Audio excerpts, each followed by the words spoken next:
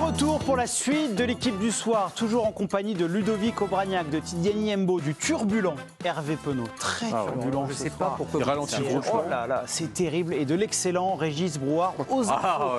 C'est Léna Mounier. Voilà comment on est présenté. Ah, c'est dingue ça. Excusez-moi, il y a les hommes qui ont des résultats, c'est Régis Brouard.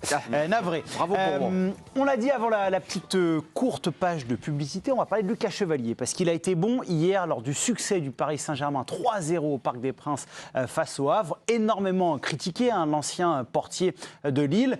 Il a répondu sur le terrain. On va écouter son entraîneur. C'était en conférence de presse. Luis Enrique s'exprime sur lui. Nous pensons toujours comme ancien joueur d'avoir de la tranquillité pour valoriser, pour maîtriser son niveau. Et en ce sens-là, je n'ai aucun doute de Lucas Chevalier.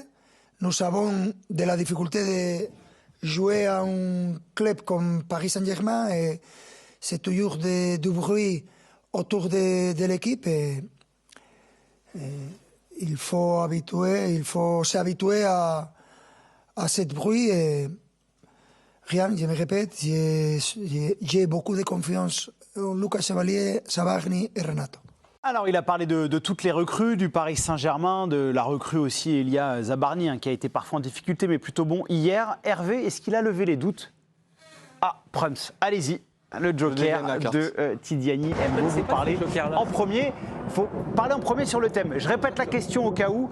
Lucas Chevalier a-t-il levé les doutes? Tidiane, vous avez activé votre carte joker, à vous. Bah non. Non, il n'a pas dissipé les doutes dans la confidentialité de ce petit match du samedi soir contre une équipe du Havre mal classée. Il en faudra plus pour Lucas Chevalier pour dissiper les doutes, quand bien même cette soirée va lui apporter un petit peu de répit dans une période difficile. Mais ce qu'on va attendre de lui, c'est de la performance, de la récurrence dans les perfs et aussi, je pense, des soirées mémorables. Parce que c'est aussi comme ça que Gianluigi Donnarumma, qui lui aussi a été un très bon gardien, il a même été le meilleur gardien de Ligue 1 pendant 3 ans, et c'est sur ces soirées mémorables où il a acquis sa légitimité de grand gardien au Paris Saint-Germain. C'est d'avoir qualifié le PSG à Anfield, c'est d'avoir sauvé les fesses du PSG à Villa Park, c'est ça qui a légitimé Gianluigi Donnarumma. Donc, je pense que c'est l'exigence à laquelle va être soumis également Lucas Chevalier pour la suite de sa carrière au PSG. Vous, Régis, vous n'aviez pas de doute en fait sur Lucas Chevalier? Ouais, j'ai toujours été un peu surpris de la... On avait fait un débat il y a quelques temps sur le plateau, puisqu'il avait fait une prestation assez moyenne. Je peux comprendre. J'ai la difficulté de la lecture d'un gardien de but. Moi, j'aime bien discuter avec les entraîneurs des gardiens. Nous, on a une vision un peu différente parce qu'on n'est pas spécialiste, c'est un poste, c'est un poste particulier. Donc par rapport au principe de jeu, par rapport à plein de petites choses, parfois on voit très bien les choses, mais entre ce qui se réalise et ce qui est demandé, parfois il y a un petit décalage. Et moi, je trouve que c'était sévère, les analyses, et je comprenais, parfois il a pris des buts attentifs, pas toujours, il manquait quelque chose. Est-ce qu'il a eu du mal à appréhender tout ce qu'on lui a demandé? Moi, je pense qu'il y a eu beaucoup d'informations par rapport à ce qu'il faisait à Lille.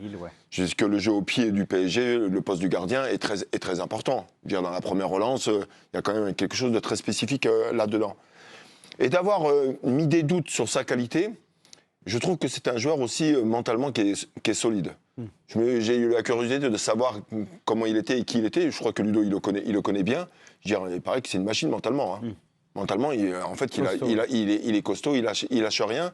Et que la situation de doute, je trouve qu'il n'a pas dégagé spécialement. D'accord. Vous ne l'aviez pas vu en difficulté moralement? Alors, il y a eu des comparaisons qui sont faites par rapport à Lille, par sa non-présence ou sa prestance dans les buts, parce que c'est pas un gardien qui dégage par rapport à Donnarumma. Sa carrure, bien sûr. Voilà, il y a une comparaison qui est faite. Je suis d'accord avec Tignani quand on dit Donnarumma par rapport au match référence. Il a fait des matchs références. Chevalier, il n'a pas encore ce match de référence. Je pense que ça va venir. Il y avait presque Tottenham sur la Supercoupe, parce que la séance de tir au but, il faut quand même la mettre à son Oui, effectivement. Moi, j'ai pas eu de doute. Je trouve que c'était assez sévère dans l'ensemble. Ça arrive parfois à les excès. Puisque vous parlez des choses... c'est le PSG. Oui. Tous les grands clubs, c'est comme ça, de toute façon. On va juste lire une déclaration de Lucas Chevalier, parce qu'il s'est exprimé ce matin chez nos confrères de TF1 dans Téléfoot, et il parlait un peu de ce que vous venez d'évoquer. Régis, j'ai une nouvelle vie, un nouveau poste, la vision de gardien de but a encore évolué, ma vie a changé, j'ai quitté le cocon et on me scrute de A à Z. On se rend compte que c'est sans pitié, ce sont des choses qu'il faut digérer, même si on est préparé et qu'on a conscience de ça. Au moment où ça arrive vraiment, il faut un temps pour se dire OK et avancer sereinement. Mais les leçons commencent à bien entrer dans la tête et j'arrive maintenant à aborder beaucoup plus sereinement les matchs et les objectifs qui vont arriver. Je suis content de passer par là car c'est le haut niveau. Je veux continuer à progresser, à montrer que je suis un grand gardien. Avec mon jeune âge, je peux donner beaucoup et à l'avenir, je vais donner encore plus. Alors, il y a tout ce qui se passe sur le terrain. Et là, Ludo, vous êtes un ancien joueur. Je viens vous voir par rapport à ça. Et il y a aussi changer un environnement et débarquer dans une ville comme Paris, dans un club comme le Paris Saint-Germain, champion d'Europe. Est-ce que les changements, finalement, c'est pas plus dur en dehors du terrain que sur? Si, et d'autant plus quand tu arrives dans une équipe qui est championne. Ouais. C'est terrible. Ah oui, parce que les autres ont créé un tel lien entre eux. Toi, tu arrives, alors d'autant plus que lui avait cette... vous savez, un joueur, vous le voyez, un gardien, un joueur en confiance et pas en confiance, ça se joue à rien, c'est sur le fil du rasoir de basculer d'un côté ou de l'autre. Mais quand tu arrives dans un des plus grands, le plus grand club du monde actuellement, puisqu'il est champion en titre de la Champions League, quand tu es à Lille, tout le monde, il a très vite pris le lead, en fait, avec Benjamin André dans le vestiaire. Il avait une voix qui portait, il avait une personnalité, donc il s'est tout de suite imposé. Donc il a pris ce volume, cette confiance. Quand tu débarques à Paris et que l'équipe est championne, naturellement, tu te mets un peu en sourdine. Tu te mets un tout petit peu en dessous pour essayer de rentrer sur la pointe des pieds. Derrière un héros. Voilà. Et d'autant plus qu'il était encore là quand lui arrive. Donc ils ont dû faire 2-3 entraînements ensemble, ils ont dû passer un peu de temps ensemble. Il a senti que les autres étaient quand même très attachés à Donnarumma. Et il était très Donc dans ta apprécié. tête, il se passe 1000 trucs. Putain, j'ai pas pris la place, ils vont me faire confiance, ils vont pas me faire confiance. Comment je vais réussir à C'est tout ça, à mon avis, qui a chamboulé un petit peu. Parce que moi, ce qui m'a le plus marqué, c'est cette perte de personnalité. C'est-à-dire que je l'ai senti presque rétréci. Tu vois ? D'accord. Donc là, je pense que ce match-là, comme l'a très bien dit Tiziani, c'est un moment de répit, mais c'est pas acquis. Ouais. Là, il va falloir enclencher. Donnarumma, il a fallu combien de temps avant qu'il lève les doutes ? Longtemps.